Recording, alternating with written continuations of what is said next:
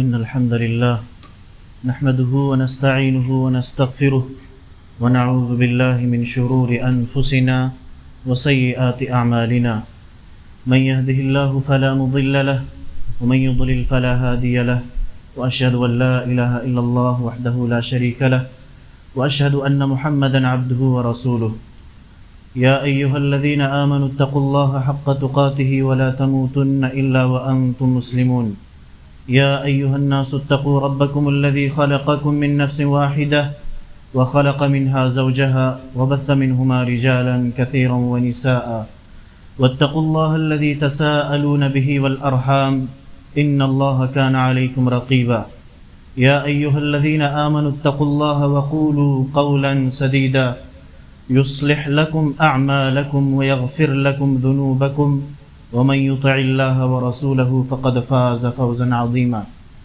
أما بعد فإن خير الحديث كتاب الله وخير الهدي هدي محمد صلى الله عليه وسلم وشر الأمور محدثاتها وكل محدثة بدعة وكل بدعة ضلالة وكل ضلالة في النار أعوذ بالله من الشيطان الرجيم بسم الله الرحمن الرحيم والفجر ولیال عشر. محترم حاضرین جمعہ، دینی ملی بھائیوں اور خواتین ملت اسلامیہ، سب سے پہلے اللہ رب العزت کی تعریف و توصیف، کبریائی و بڑائی، حمد و ثنا جو ہم سب کا خالق و مالک ہے، بعدہ انگنت درود و سلام ہوں اللہ تعالیٰ کے بھیجے ہوئے تمام انبیاء کرام پر، خصوصاً آخری نبی احمد مجتبیٰ محمد مصطفیٰ صلی اللہ علیہ وسلم پر. اللہم صلی علی محمد وعلی آل محمد کما صلیت علی ابراہیم وعلی آل ابراہیم انک حمید مجید. اللہم بارک علی محمد وعلی آل محمد کما بارکت علی ابراہیم وعلی آل ابراہیم انک حمید مجید. دوستو اور ساتھیو، آج ذی قعدہ کی 29 تاریخ ہے. ممکن ہے کہ آج مغرب بعد ذی الحجہ کا چاند طلوع ہو جائے. ذی الحجہ اسلامی مہینوں میں یہ 10واں مہینہ ہے. قرآن و سنت میں اس مہینے کی بڑی فضیلت اور اہمیت بیان کی گئی ہے. ذی الحجہ یہ حرمت والے مہینوں میں سے ایک مہینہ ہے. اربعۃ حرم، 4 مہینے حرمت والے ہیں، ان میں سے ایک ذی الحجہ کا بھی مہینہ آتا ہے. اللہ رب العالمین نے ارشاد فرمایا والفجر، قسم ہے فجر کی، ولیال عشر، اور 10 راتوں کی قسم. اللہ تعالیٰ جس چیز کی قسم کھا لے اس کی عظمت، اس کا مقام، اس کی رفعت، اس کی بلندی بڑھ جاتی ہے. تو فجر کی اپنی اہمیت ہے دیگر نمازوں کے مقابلے میں. اللہ رب العالمین نے 10 راتوں کی قسم کھائی ہے. صحیح بخاری کے اندر ابن عباس رضی اللہ تعالی عنہما سے مروی ہے، وہ کہتے ہیں کہ ان 10 راتوں سے مراد ذی الحجہ کے ابتدائی 10 دن ہیں. ولیال عشر یعنی قسم ہے 10 راتوں کی. یہاں 10 راتوں سے کیا مراد ہے؟ ذی الحجہ کے ابتدائی 10 دن مراد ہے. ابتدائی 10 دن مراد ہیں. اور ابن عباس رضی اللہ تعالی عنہما سے ہی مروی ہے، صحیح بخاری کی روایت ہے، اللہ کے نبی صلی اللہ علیہ وسلم فرماتے ہیں کہ ما من ایام العمل الصالح فیہن احب الی اللہ من هذه الأيام العشر.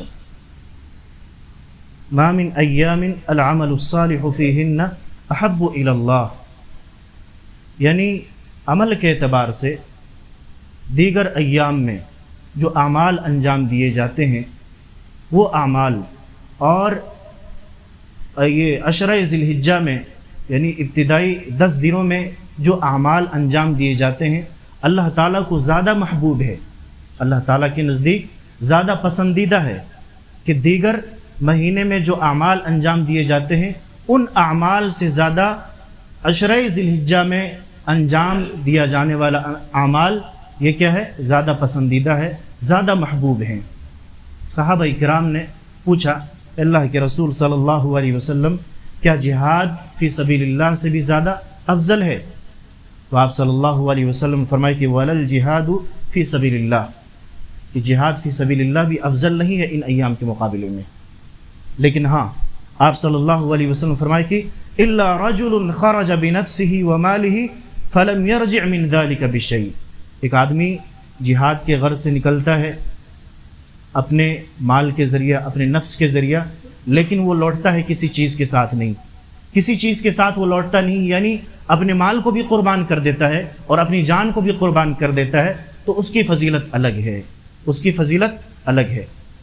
معلوم کیا ہوا کہ عشرہ ذی الحجہ کی بڑی فضیلت ہے، بڑی اہمیت ہے، بڑی اہمیت ہے۔ حافظ ابن حجر رحمۃ اللہ علیہ نے ایک سبب بیان کیا ہے، اس حدیث کے تحت وہ نقل کرتے ہیں فتح الباری میں کہ والذی یظہر ان السبب فی امتیاز عشر ذی الحجہ لمکان اجتماع امہات العبادۃ فیہ وہی الصلاۃ والصیام والصدقہ والحج ولا یتأتی ذلک فی غیرہ۔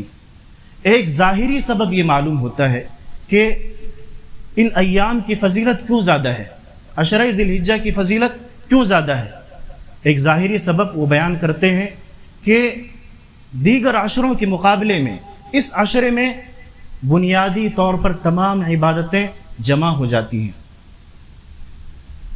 ارکان اسلام میں سے دیکھیے نماز ایک رکن ہے، صدقہ یعنی زکوٰۃ ایک رکن ہے، روزہ ایک رکن ہے، حج ایک رکن ہے۔ تو یہ تمام جو اہم عبادتیں ہیں یہ عبادتیں اس عشرے کے اندر جمع ہو جاتی ہیں، یہ عبادتیں اس عشرے کے اندر جمع ہو جاتی ہیں، جو دیگر عشروں میں یہ عبادتیں جمع نہیں ہوتی ہیں۔ عشرہ ذی الحجہ میں یعنی ذی الحج کے مہینے میں حج کو انجام دیا جاتا ہے، نمازیں پڑھی جاتی ہیں، صدقہ و خیرات کا زیادہ سے زیادہ اہتمام ہوتا ہے، اور نفلی روزوں کا بھی اہتمام ہوتا ہے، نفلی روزوں کا بھی اہتمام ہوتا ہے۔ تو یہ جو اہم عبادتیں ہیں یہ عبادتیں صرف ایک عشرے کے اندر جمع ہو جاتی ہیں، جو دیگر عشرے میں جمع نہیں ہو پاتی ہیں۔ اس وجہ سے اس عشرے کی زیادہ اہمیت ہے، وہ بیان کرتے ہیں حافظ ابن حجر رحمۃ اللہ علیہ۔ ان ایام کے فضائل میں سے ایک بات یہ بھی ہے کہ ذی الحجہ کی 9 تاریخ کو یوم عرفہ یعنی عرفہ کا دن آتا ہے، اس کی بہت زیادہ فضیلت ہے، اس کی بہت زیادہ فضیلت ہے۔ اللہ کے نبی صلی اللہ علیہ وسلم میدان عرفات میں جمع تھے، میدان عرفات میں جمع تھے، اس وقت اللہ رب العالمین نے اس دین کو مکمل فرمایا، یعنی 9 ذی الحجہ کو اللہ رب العالمین نے اس دین کے کامل ہونے کا اعلان فرمایا۔ الیوم اکملت لکم دینکم واتممت علیکم نعمتی ورضیت لکم الاسلام دینا۔ آج میں نے تمہارے لیے تمہارے دین کو کامل کر دیا ہے، مکمل کر دیا ہے۔ واتممت علیکم نعمتی، اور اپنی نعمت تم پر تمام کر دی ہے، پوری کر دی ہے۔ ورضیت لکم الاسلام دینا، اور میں تم سے راضی ہو گیا ہوں دین اسلام کے قبول کرنے پر۔ حضرت عمر رضی اللہ تعالی عنہ سے روایت ہے، وہ کہتے ہیں کہ ایک یہودی میرے پاس آتا ہے اور کہتا ہے کہ یا امیر المؤمنین، اے امیر المؤمنین، آپ لوگوں کی کتابوں میں ایک آیت ہمیں ملتی ہے، آپ کی کتابوں میں ایک آیت ہمیں ملتی ہے، اگر وہ آیت ہمارے یعنی یہودیوں پر نازل ہوتی، دین یہود پر وہ اس آیت کا نزول ہوتا، تو ہم اس آیت کے نزول کے دن کو یعنی جس دن وہ آیت نازل ہوتی اس دن کو ہم عید بنا لیتے، ہم عید کا دن مقرر کر لیتے۔ امیر المؤمنین حضرت عمر بن خطاب رضی اللہ تعالی عنہ کہتے ہیں ایو آیہ، کون سی آیت ہے؟ تو یہودی تلاوت کرتا ہے، بتاتا ہے کہ الیوم اکملت لکم دینکم واتممت علیکم نعمتی ورضیت لکم الاسلام دینا۔ تو حضرت عمر بن خطاب رضی اللہ تعالی عنہ کہتے ہیں قد عرفنا ذلك اليوم والمكان الذي نزلت فيه على النبي صلی اللہ علیہ وسلم، ہم اس دن سے اچھی طرح واقف ہیں، ہم کو معلوم ہے کہ وہ کون سا دن تھا، وہ کون سی جگہ تھی جہاں پر نبی صلی اللہ علیہ وسلم کے اوپر اس آیت کا نزول ہوا تھا۔ وہ کون سا دن تھا؟ وَهُوَ قَائِمٌ بِعَرَفَةَ يَوْمَ جُمْعَةٍ، آپ صلی اللہ علیہ وسلم میدان عرفہ میں تھے، میدان عرفات کے اندر تھے، اور جمعہ کا دن تھا، وہ جمعہ کا دن تھا۔ عرفہ کی الگ فضیلت ہے، عرفہ کی خصوصی طور پر فضیلت ہے۔ اللہ کے نبی صلی اللہ علیہ وسلم فرماتے ہیں کہ جو شخص عرفہ کے دن کا روزہ رکھتا ہے اس کے ایک سال اگلے ایک سال اور پچھلے ایک سال کے صغیرہ گناہ معاف کر دیے جاتے ہیں۔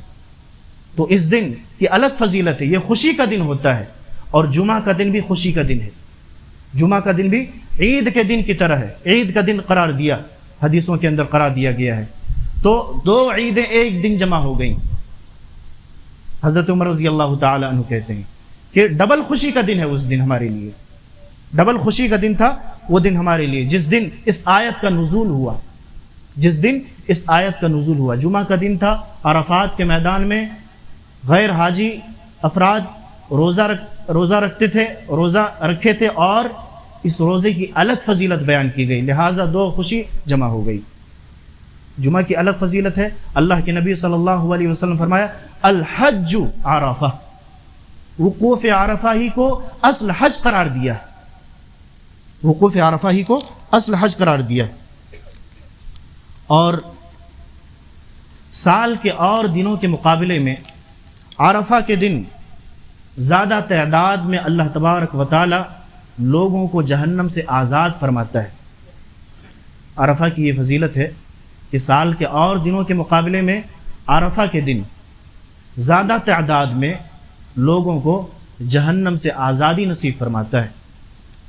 صحیح روایت کے اندر ہے، اللہ کے نبی صلی اللہ علیہ وسلم فرماتے ہیں ما من یوم اکثر من ان یعتق اللہ فیہ عبدا من النار یوم عرفہ، عرفہ کے دن سے زیادہ کسی بھی دن اللہ تعالیٰ اپنے بندوں کو جہنم سے آزاد نہیں فرماتا ہے۔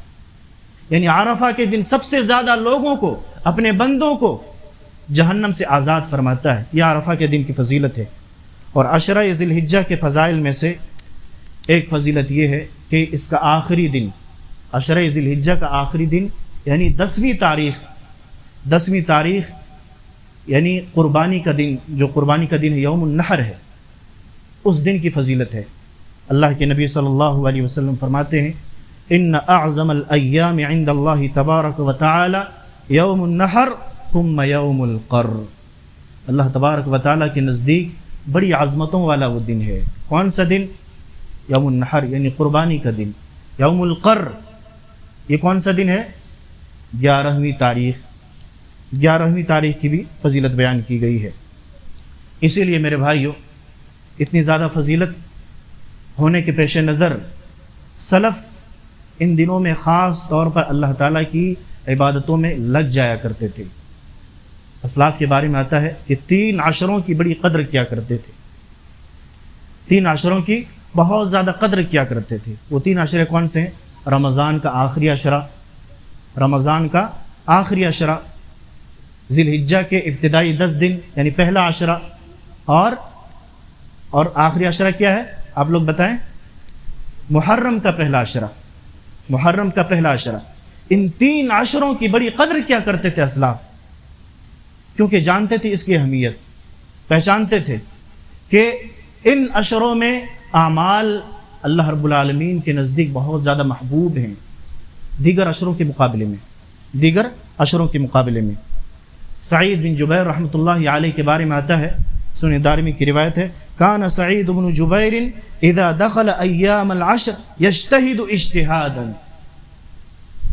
سعید بن جبیر رحمۃ اللہ علیہ جب یعنی عشرہ ذی الحجہ میں داخل ہوتے تھے تو بہت زیادہ محنت کرتے تھے، خوب عبادتوں میں لگ جایا کرتے تھے.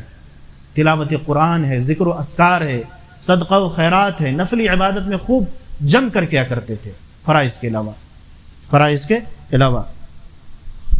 ان ایام میں میرے بھائیوں کچھ عبادتیں ہیں جو انجام دی جاتی ہیں. خصوصاً سب سے پہلی عبادت حج کی عبادت ہے، حج کی ادائیگی ہے. حج کی فضیلت کے لیے یہی بات کافی ہے کہ ارکان اسلام میں سے ایک رکن، اسلام کا ایک رکن ہے، یہ 5واں رکن ہے یہ حج. اللہ کے نبی صلی اللہ علیہ وسلم فرماتے ہیں الحج المبرور لیس له جزاء الا الجنہ. حج مبرور کا بدلہ جنت کے سوا کچھ نہیں ہے. حج مبرور کا بدلہ جنت کے سوا کچھ نہیں ہے. تو ان ایام میں خصوصی طور پر انجام دی جانے والی جو عبادتیں ہیں وہ پہلی عبادت کیا ہے؟ اہم عبادت حج کی عبادت ہے. اللہ تعالی ہم سب کو اس کی توفیق دے. اسی طرح سے دوسری اہم عبادت کثرت سے نفلی روزے رکھنا ہے. کثرت سے نفلی روزوں کا اہتمام کرنا ہے. اللہ تعالیٰ کے نزدیک سب سے افضل اور محبوب اعمال میں سے یہ روزے ہیں. روزے کی عبادت یعنی روزہ رکھنا ایک ایسا عمل ہے جو اللہ تعالیٰ کے نزدیک افضل ہے اور محبوب ہے. اللہ کے نبی صلی اللہ علیہ وسلم فرماتے ہیں، صحیح بخاری کی روایت ہے کہ ما من عبد یصوم یوما فی سبیل اللہ الا باعد اللہ بذلک اليوم وجہہ عن النار 70 خریفا. جو شخص اللہ تعالیٰ کی رضا کی خاطر، اللہ تعالیٰ کو راضی کرنے کے لیے فی سبیل اللہ ایک دن کا روزہ رکھتا ہے، یہ عمومی روزے کی فضیلت ہے. عمومی روزے کی فضیلت ہے. جو شخص اللہ تعالیٰ کی رضا کی خاطر اللہ تعالیٰ کو خوش کرنے کے لیے ایک دن کا روزہ رکھتا ہے، اللہ کے نبی صلی اللہ علیہ وسلم فرماتے ہیں کہ الا باعد اللہ بذلک اليوم وجہہ عن النار 70 خریفا. اللہ تعالیٰ اس شخص کے چہرے کو جہنم سے 70 سال کی مسافت تک دور کر دیتا ہے. جہنم کی آگ سے 70 سال کی مسافت تک اس شخص کے چہرے کو دور کر دیتا ہے جو شخص محض ایک دن نفلی روزہ رکھتا ہے. کس لیے؟ اللہ تعالیٰ کو راضی کرنے کے لیے، اللہ تعالیٰ کو خوش کرنے کے لیے. تو یہ افضل الایام ہے. افضل ایام الدنیا عشرہ ذی الحجہ. یہ عشرہ ذی الحجہ افضل الایام ہے. ان ایام میں ان نفلی روزوں کی کیا اہمیت ہے اس کا اندازہ لگا سکتے ہیں کہ عام دن میں ایک شخص ایک روزہ رکھتا ہے تو 70 سال کی مسافت تک اس کے چہرے کو جہنم کی آگ سے اللہ رب العالمین دور فرما دیتا ہے. تو ان ایام میں خصوصی طور پر روزوں کا اہتمام کرنا چاہیے. اللہ کے نبی صلی اللہ علیہ وسلم کا یہ معمول تھا کہ آپ صلی اللہ علیہ وسلم ذی الحجہ کے ابتدائی 9 دن روزہ رکھا کرتے تھے. حضرت حفصہ رضی اللہ تعالی عنہا سے روایت ہے، وہ کہتے ہیں کہ کان رسول اللہ صلی اللہ علیہ وسلم 9 ذی الحجہ ویوم عاشوراء و3 ایام من کل شہر. ابو داؤد کی روایت ہے. وہ کہتے ہیں کہ اللہ کے نبی صلی اللہ علیہ وسلم کا یہ معمول تھا کہ آپ صلی اللہ علیہ وسلم ذی الحجہ کے ابتدائی 10 دنوں میں 9 دن تک روزہ رکھتے تھے. ابتدائی 9 دن روزہ رکھتے تھے. عاشورہ کا روزہ کا اہتمام کرتے تھے. اسی طرح سے مہینے میں 3 روزوں کا اہتمام کیا کرتے تھے، 13، 14، 15 تاریخ کو. تو آپ صلی اللہ علیہ وسلم کی سنت کے مطابق روزہ رکھنا چاہیے. اور یہ ابتدائی ایام میں عشرہ ذی الحجہ میں روزہ رکھنا یہ مستحب عمل ہے. مستحب ہے کہ آدمی اس روزے کا اہتمام کرے. تیسری اہم عبادت ذکر و اذکار ہے. ذکر و اذکار کثرت سے کرنا چاہیے اس عشرہ ذی الحجہ میں. اللہ رب العالمین نے فرمایا وَيَذْكُرُ اسْمَ اللَّهِ فِي أَيَّامٍ مَعْلُومَاتٍ. وَيَذْكُرُ اسْمَ اللَّهِ فِي أَيَّامٍ مَعْلُومَاتٍ. ایام معلومات میں یعنی مقررہ دنوں میں کثرت سے اللہ رب العالمین کو یاد کرو. یہ ایام معلومات کیا ہے؟ ابن عباس رضی اللہ تعالی عنہما کہتے ہیں کہ ایام معلومات سے مراد عشرہ ذی الحجہ ہے، ذی الحجہ کے ابتدائی 10 دن ہیں۔ قرآن مجید کی بہت ساری آیتوں میں اس عشرے کے اندر اللہ رب العالمین کے ذکر کرنے کا ثبوت موجود ہے۔ اللہ رب العالمین نے کہیں پر فرمایا، کیا فرمایا کہ فَإِذَا أَفَضْتُم مِّنْ عَرَفَاتٍ فَاذْكُرُوا اللَّهَ عِندَ الْمَشْعَرِ الْحَرَامِ فَإِذَا أَفَضْتُم مِّنْ عَرَفَاتٍ فَاذْكُرُوا اللَّهَ عِندَ الْمَشْعَرِ الْحَرَامِ، حاجیوں کے لیے حکم دیا گیا ہے کہ مشعر حرام پر پہنچ کر تم اللہ رب العالمین کا ذکر بلند کرو، اور جب حج مکمل کر لو تب بھی تم اللہ رب العالمین کے ذکر میں مشغول رہو۔ فَإِذَا قَضَيْتُم مَّنَاسِكَكُمْ فَاذْكُرُوا اللَّهَ كَذِكْرِكُمْ آبَاءَكُمْ أَوْ أَشَدَّ ذِكْرًا، جب تم حج کی ادائیگی مکمل کر لو تو پھر تم اللہ رب العالمین کو ویسے ہی یاد کرو جیسے اپنے آبا و اجداد کو یاد کیا کرتے تھے، او اشد ذکرا، بلکہ اس سے بھی زیادہ یاد کرو، اس سے بھی زیادہ اللہ رب العالمین کا ذکر بلند کرو۔ اور اللہ کے نبی صلی اللہ علیہ وسلم فرماتے ہیں کہ ما من ایام اعظم عند اللہ ولا احب الى اللہ العمل فیہن من ایام العشر فاکثروا فیہن من التسبیح والتحمید والتہلیل والتکبیر۔ اللہ رب العالمین کے نزدیک یہ ایام بڑی عظمت والے ایام ہیں دیگر ایام کے مقابلے میں، اس لیے تم کثرت سے اس میں تسبیح سبحان اللہ، تحمید الحمدللہ، اور تکبیر اللہ اکبر، والتہلیل لا الہ الا اللہ کا اہتمام کیا کرو۔ تسبیح، تحمید اور تکبیر، اس کی بہت زیادہ فضیلت ہے، اللہ کے نبی صلی اللہ علیہ وسلم فرماتے ہیں کہ جو شخص سبحان اللہ والحمدللہ ولا الہ الا اللہ واللہ اکبر پڑھتا ہے، آپ صلی اللہ علیہ وسلم فرماتے ہیں اس کے بارے میں کہ سبحان اللہ آدمی جب پڑھتا ہے تو 20 نیکیاں اسے ملتی ہیں، 20 گناہ معاف ہوتے ہیں سبحان اللہ پڑھنے پر۔ لا الہ الا اللہ جب پڑھتا ہے تو 20 نیکیاں ملتی ہیں اور 20 گناہ معاف ہو جاتے ہیں، اسی طرح اللہ اکبر جب پڑھتا ہے تو 20 نیکیاں ملتی ہیں، 20 گناہ معاف ہو جاتے ہیں، اور الحمدللہ رب العالمین اگر الگ سے پڑھتا ہے، الگ سے پڑھنے کے کیا مطلب ہے، یعنی اذکار کے طور پر، جیسے عام طور پر یہ ہوتا ہے کہ کوئی نعمت ملتی ہے تو الحمدللہ رب العالمین بندہ پڑھتا ہے، اس طرح سے نہیں بلکہ چلتا پھرتا ایسے ہی الحمدللہ رب العالمین کہتا ہے تو 30 گناہ معاف ہوتے ہیں اور 30 نیکیاں بھی ملتی ہیں، تو اس کی بہت زیادہ فضیلت ہے۔ اللہ کے نبی صلی اللہ علیہ وسلم فرماتے ہیں کہ ان ایام میں کثرت سے تسبیحات کا اہتمام کیا کرو، جیسے کہ اس حدیث کے اندر موجود ہے۔ اور اللہ کے نبی صلی اللہ علیہ وسلم فرماتے ہیں کہ یہ جو تسبیح ہے، یہ جو تحمید ہے، سبحان اللہ والحمدللہ ولا الہ الا اللہ واللہ اکبر، یہ میرے نزدیک دنیا کی ہر چیز سے زیادہ محبوب ہے جس پر سورج طلوع ہوا ہو، یعنی دنیا کی ہر چیز سے زیادہ محبوب یہ کلمات ہیں۔ اور آپ صلی اللہ علیہ وسلم فرماتے ہیں چاہے ان کلمات کی شروعات تم سبحان اللہ سے کرو، والحمدللہ سے کرو، کہیں سے بھی شروعات کرو، یعنی ان چاروں کلمات کا پڑھنا ہے، چاہے ترتیب الٹ پھیر ہو جائے کوئی بات نہیں۔ حضرت ابو ہریرہ رضی اللہ تعالی عنہ کے بارے میں آتا ہے ایک مرتبہ وہ شجر کاری کر رہے تھے، یعنی درخت لگانے کا عمل انجام دے رہے تھے، درخت لگا رہے تھے۔ اللہ کے نبی صلی اللہ علیہ وسلم کا گزر ہوتا ہے، آپ صلی اللہ علیہ وسلم دیکھا کہ ابو ہریرہ رضی اللہ تعالی عنہ درخت لگا رہے ہیں، تو آپ صلی اللہ علیہ وسلم نے فرمایا کیا میں تمہیں اس سے بہترین شجر کاری نہ بتاؤں؟ تو انہوں نے کہا اللہ کے رسول ضرور بتلائی، کیوں نہیں؟ تو آپ صلی اللہ علیہ وسلم نے فرمایا کہ جو شخص سبحان اللہ والحمدللہ ولا الہ الا اللہ واللہ اکبر پڑھتا ہے، اللہ تبارک و تعالی ہر کلمے کے بدلے جنت میں اس کے لیے ایک درخت لگا دیتا ہے، ہر کلمے کے بدلے جنت میں اس کے لیے ایک درخت لگا دیتا ہے۔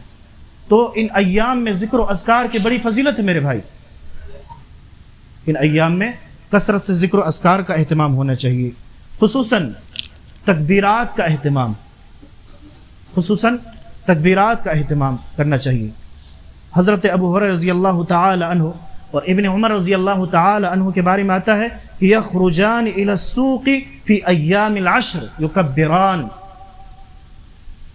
کہ اس عشرے میں، ذی الحجہ کے عشرے میں، یعنی ابتدائی عشرے میں، عشرہ ذی الحجہ میں، یہ کیا کرتے تھے؟ دونوں بازار کی طرف نکل جاتے تھے اور زور سے تکبیر کہتے تھے، زور سے تکبیر کہتے تھے۔ لوگ بھی ان کی تکبیروں کو سن کر کے تکبیر پڑھتے تھے۔ تکبیر کے الفاظ کیا ہیں؟ اللہ اکبر لا الہ الا اللہ واللہ اکبر وللہ الحمد۔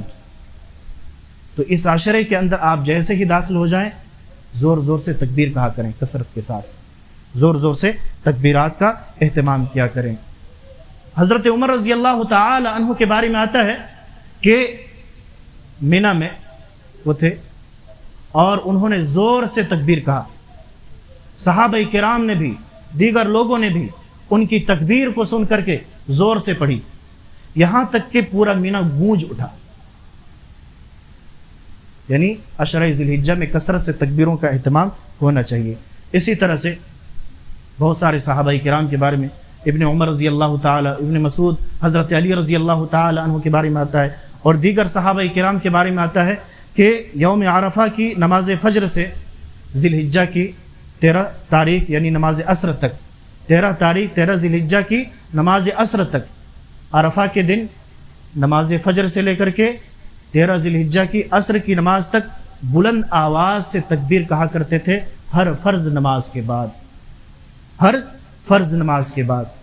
تو عرفہ کے دن فجر کی نماز سے لے کر کے 13 ذی الحجہ کی عصر کی نماز تک ہر فرض نماز کے بعد بلند آواز سے تکبیر کہنا، یہ بھی مستحب عمل ہے۔ اسی طرح سے میرے بھائیو، اس عشرے میں ایک اہم عبادت صدقہ و خیرات بھی ہے۔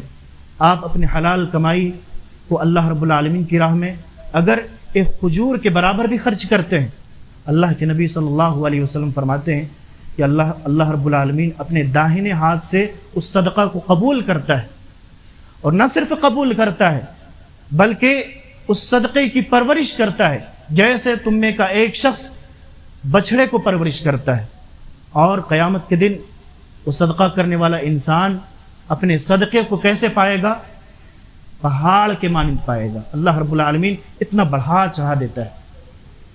اسی لیے اللہ کے نبی صلی اللہ علیہ وسلم فرماتے ہیں ما نقصت صدقۃ من مال، صدقہ کرنے سے مال میں کمی نہیں آتی ہے، اس کی برکتیں بہت زیادہ ہیں۔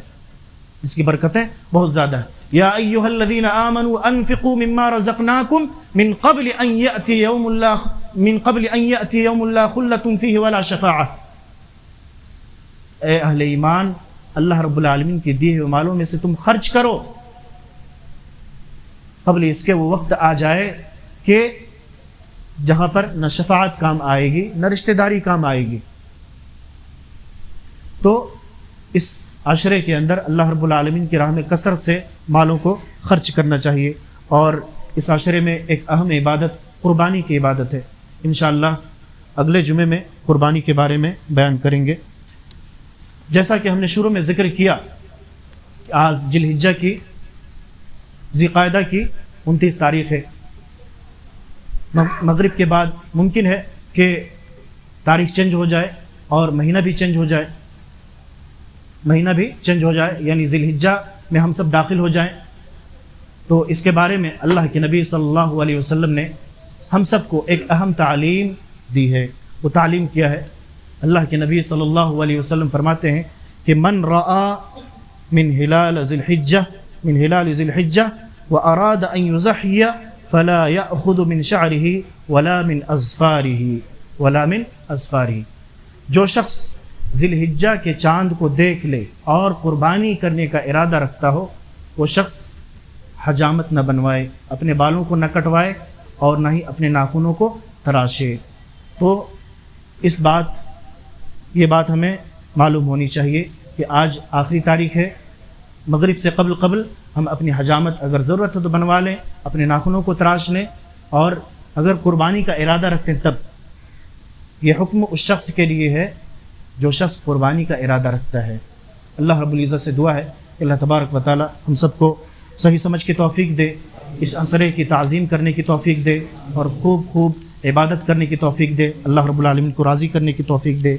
اللہ رب العالمین ہمارے اعمال میں اخلاص پیدا فرمائے، ہمیں جب تک زندہ رکھے ایمان کی حالت میں زندہ رکھے، جب ہمارا خاتمہ ہو ایمان پر ہو، توحید پر ہو، ہماری زبان سے کلمہ لا الہ الا اللہ جاری ہو. آمین. اقول قولی ھذا واستغفر اللہ لی ولکم ولسائر المسلمین فاستغفروہ انہ هو الغفور الرحیم.